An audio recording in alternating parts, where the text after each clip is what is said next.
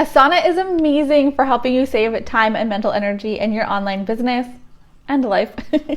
But from working with my clients, I know that not everyone is using these time-saving features that Asana has to offer. So my goal with this video is to help you use Asana more effectively and save a ton of time with these tips. If you're looking for more help and want custom Asana support, head to samanthacasbrick.com/consult and apply to work with me as your back pocket consultant. Anything that comes up, I will be in your back pocket to support you in the moment. Okay, now let's get into those 3 tips. Okay, so the first one is to use recurring tasks to automate all of the tasks that you repeat, whether it's daily, weekly, monthly, or any other interval. You can set up tasks to recur whenever you need them to. This saves you so much time and effort instead of manually creating those tasks each time. And it's super helpful when there are multiple steps to your task, so you're not having to remember them or list them out each time. And it saves you from actually having to remember to do that task each time. Asana will remember for you. All you have to do is log into your Asana account and Asana will have it there waiting for you, so you know exactly what you need to be doing. For example, I've helped my clients set up daily recurring tasks with a list of subtasks underneath for all of those things that they need to be doing every single day. This can be things like reminding them to post on social media, engage on social media, check in with clients, check in with their team on their tasks they're doing. Anything like that that needs to be done every day, but you might otherwise forget to do. Or if you're trying to create a habit, that's a great way to get into the habit as well. And if you had to add these each and every day, you might forget about some of them. And you don't want to add them all as separate tasks either, because then when you log into your Asana account, you have this giant list of tasks that you need to do for the day. So it's great to have them just within that one task with the listed subtasks underneath.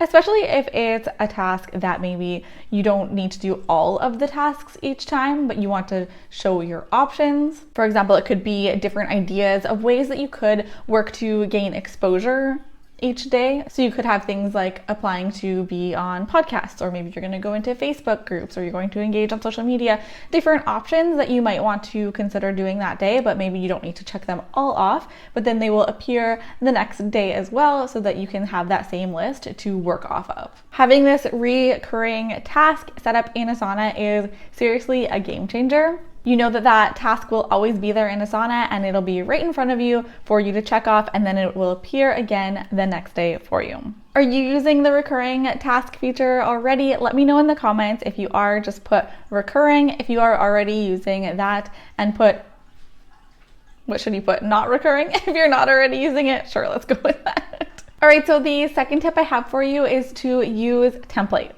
You're going to want to create templates for every workflow, process, project, anything that you use frequently or you think you will use again someday in the future.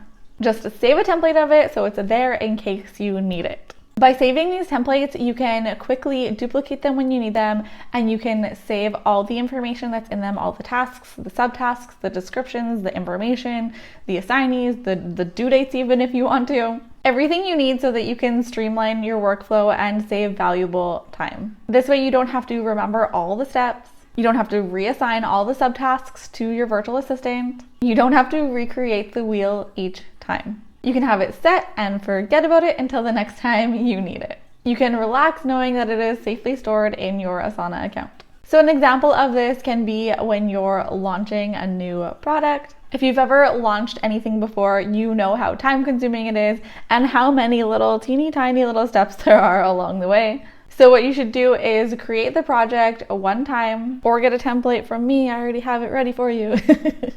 And then you can reuse that template over and over again, and you can update it as you go. Maybe you think of new things to add to it on your second launch that you can use on your third launch. But having this already set up makes launches so much less work, and just really saves you so much mental energy, because you are just taking that whole aspect away from that launch. You don't have to think about the things you have to do, you just have to do them. And I know it can be so overwhelming creating and setting up these projects even the first time to use as a template. I know systems don't come naturally to everyone. I know, because my clients just love that they get access to my templates that I've used working in my own businesses and in my clients' businesses over my 3 years in business. It saves them so much time and mental energy. And I've actually made one of them free for you if you want to see what I mean. I've made available my SOP bank system in Asana. So you can set up your SOPs in a streamlined way in Asana. It even has the SOP task template set up in there for you. The template also comes with a walkthrough video so you know exactly how to use it. And this template will show you how you can use templates as projects and tasks in the free version of Asana. So go to samanthacasberg.com/freebies to grab it now. Okay, so my final tip for you is to live in your inbox and my tasks. I don't want you to go around sifting through all of your projects trying to find what you should be working on. This is a big mistake that I see with my clients that really affects your productivity. Or to keep track of tasks that are in progress with your team. There's a much easier way to keep track of things and know what you should be focusing on. The inbox is where you're going to be notified about anything you're working on and anything you need to know about. Anything you have assigned to someone else, someone assigns to you, you're collaborating on, someone tags you in, will show up in your inbox when it requires your attention. If someone tags you in something that requires your input, anytime someone comments on a task that you are working on or that you have assigned to them, and your My Tasks section shows you all of the tasks that are assigned to you, or when task deadlines are coming up, all of these will appear in your inbox when you need to see them. All the tasks that you need to complete.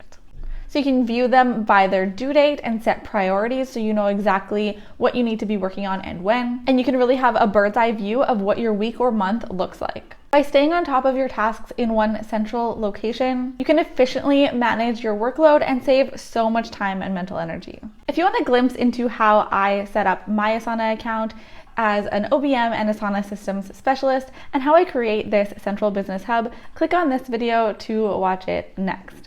All right, I hope you enjoyed this video. Thank you so much for watching. I hope it was helpful for you. Leave me any questions in the comments below and I will see you next week. Thanks, bye-bye.